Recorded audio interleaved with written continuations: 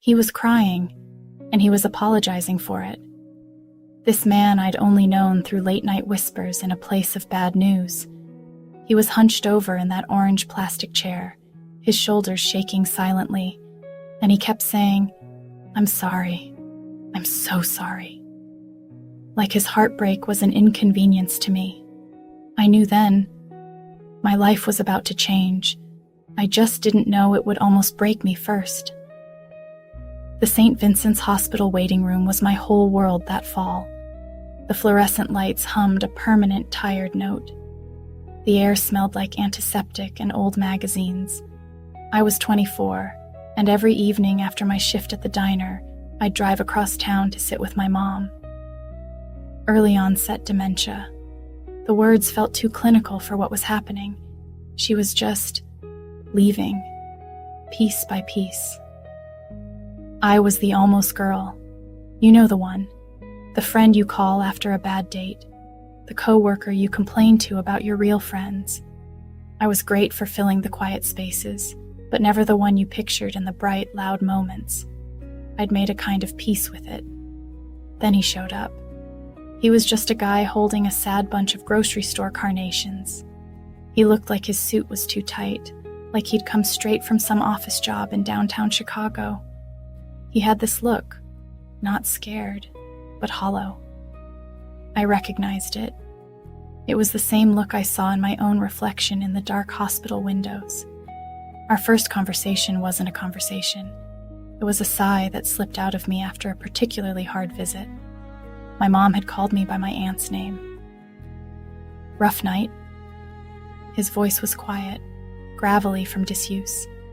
I just nodded, not trusting my own voice. "Yeah," he said, staring at those wilting carnations. "Me too." His name was Ben. His father was in the ICU after a sudden massive heart attack. And the flowers. They were for his fiancée, Sarah. She hated hospitals, he explained. She got anxious.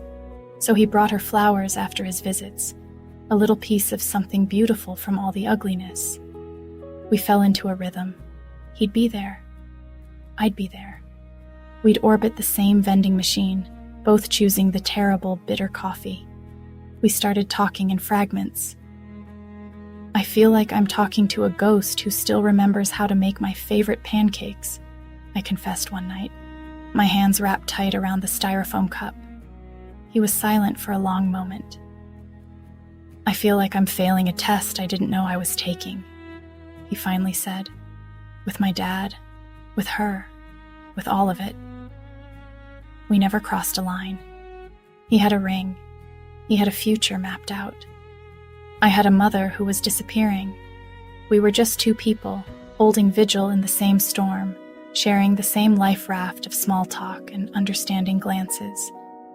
Then the night he cried. It was a Thursday. The rain was slashing against the windows, making the parking lot lights look like smeared paint. He wasn't in his usual chair. I found him in the dimly lit hallway by the stairwell door.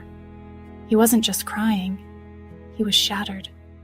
The news had come in a 1-2 punch that would level anyone. His father had passed quietly just after noon. And then, while he was still numb, trying to make the calls, a mutual friend had casually mentioned it. Sarah got married last weekend in Napa. She'd been seeing someone else for months. The wedding had been planned fast, quietly. "She said she couldn't handle the stress," he choked out, his face pale under the harsh lights. "She said my world was too sad. And then, my dad." His voice broke completely. He pressed the heels of his hands into his eyes. "God, I'm sorry. You shouldn't have to see this." As if pain needed permission. Something in me, the part that was always just the listener, the placeholder, snapped. I didn't hug him. I didn't know him like that. But I sat down on the scuffed linoleum floor right next to him, our shoulders almost touching. "Don't apologize," I said, my own voice thick. "Just don't." That was the night the dam broke, not into anything romantic, but into something real. We became allies in grief. He started showing up without the flowers. I stopped pretending I was okay. We'd meet on the concrete hospital stairs at ungodly hours, sharing cold coffee and warmer truths. I told him about the guilt of wishing for a goodbye, even as I was losing her. He told me about the anger that tasted like metal in his mouth, directed at a ghost and a woman who was now a stranger. He helped me clean out my mom's old apartment when we moved her to full-time care. His big, steady hands packing away photo albums, his voice gentle when I froze over a particular teacup. I drove him to the cemetery on a bitingly cold November day, standing a respectful 10 feet back as he said a final goodbye to his father, my own silent tears freezing on my cheeks. We were healing each other, and somewhere in all that raw, unguarded truth, I fell for him, hard. I tried to lock it away.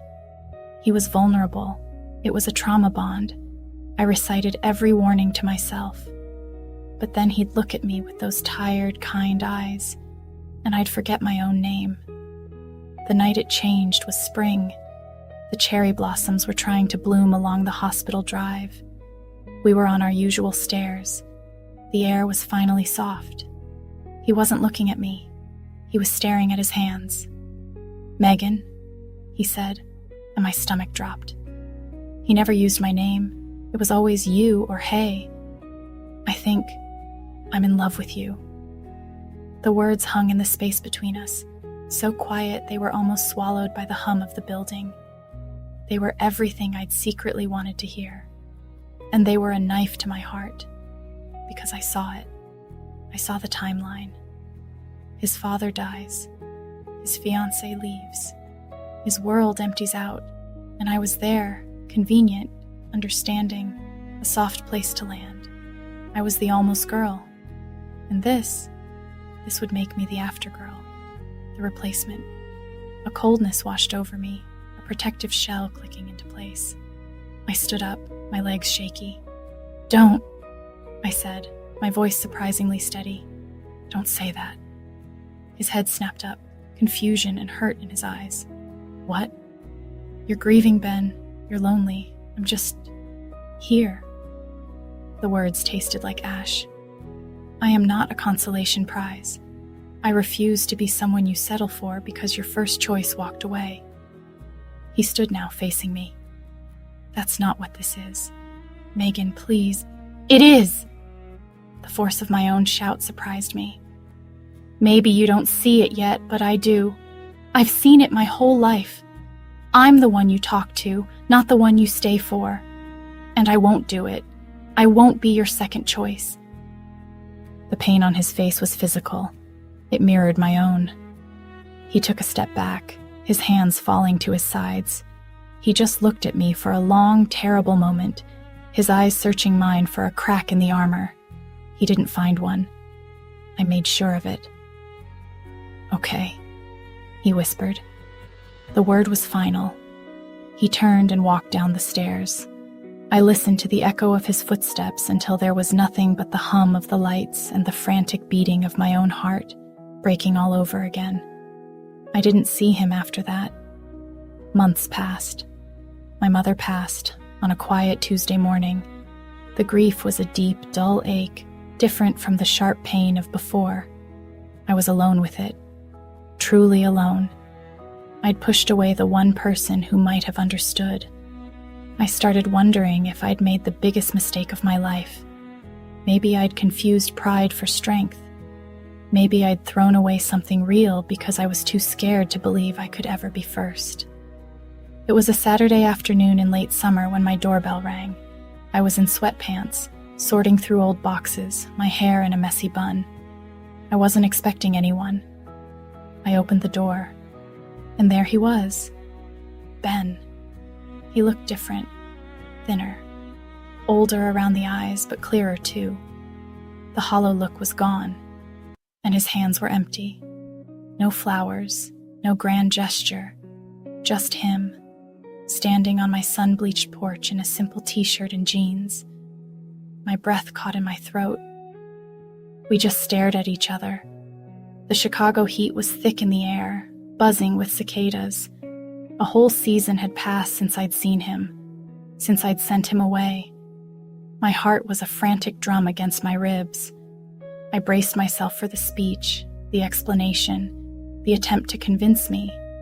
I was already building my defenses back up, brick by painful brick. But he didn't speak.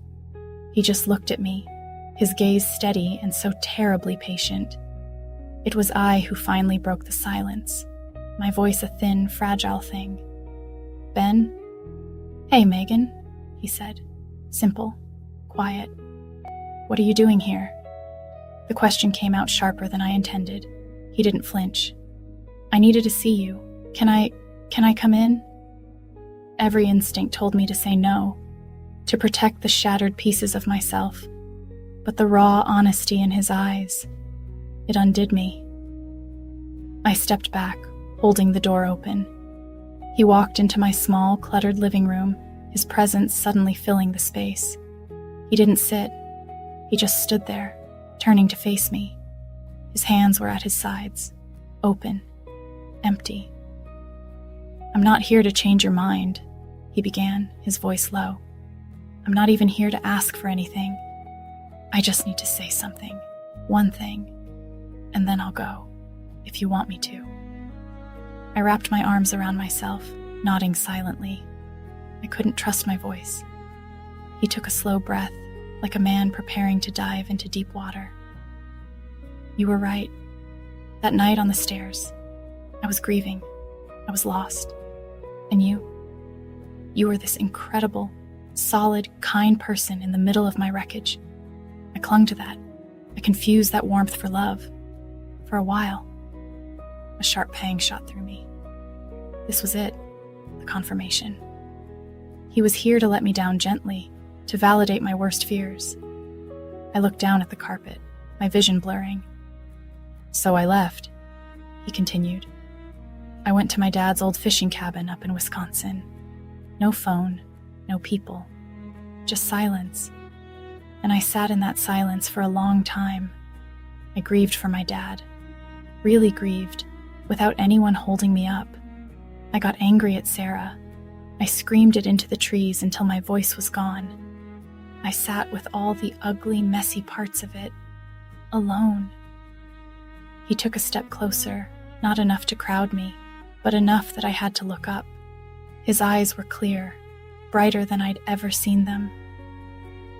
And when the storm finally passed, when the quiet wasn't so loud anymore, you know who was left in that quiet? Not her memory, not the ghost of what I thought my life would be. He paused, his throat working. "It was you, Megan." I stopped breathing. It was the memory of you sitting on that floor next to me, telling me not to apologize for hurting. It was you, tired after a double shift, still showing up with 2 cups of terrible coffee. It was your laugh, the real one, the one you tried to hide.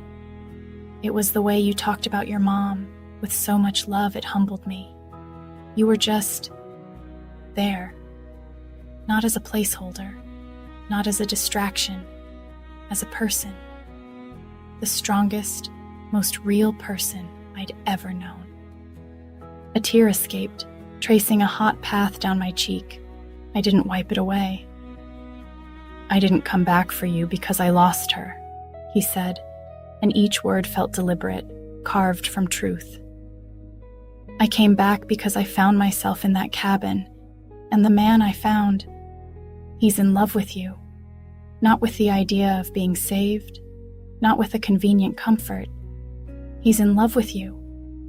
The woman who pushes people away because she's terrified of being settled for. The woman who loves so fiercely it scares her. The almost girl who deserves to be the only choice."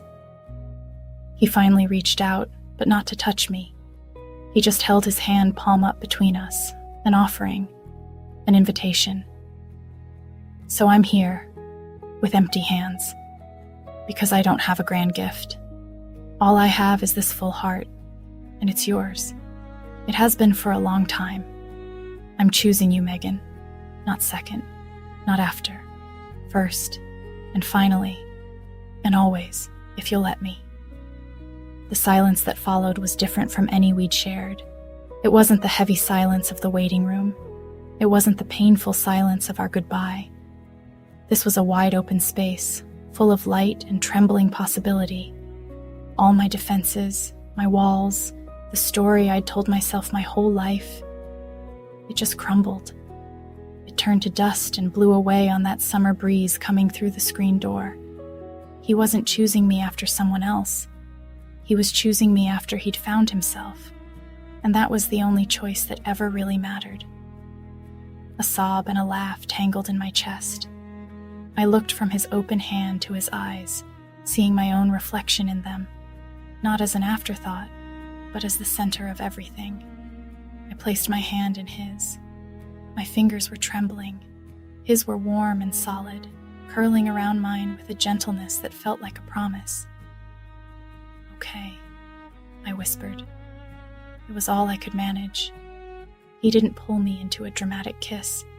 He didn't sweep me off my feet. He just brought my hand to his chest and held it there, right over his heart. I could feel it beating, strong and sure, against my palm. "Okay," he echoed, and the smile that spread across his face. It was like the sun coming out after the longest winter. We stood there like that for a long time, in my messy living room, with the cicadas singing outside. The almost girl was gone. In her place was just a woman, chosen, seen, and finally completely loved. A tear escaped, tracing a hot path down my cheek. I didn't wipe it away. "I didn't come back for you because I lost her," he said, and each word felt deliberate, carved from truth. "I came back because I found myself in that cabin, and the man I found, he's in love with you, not with the idea of being saved, not with a convenient comfort. He's in love with you, the woman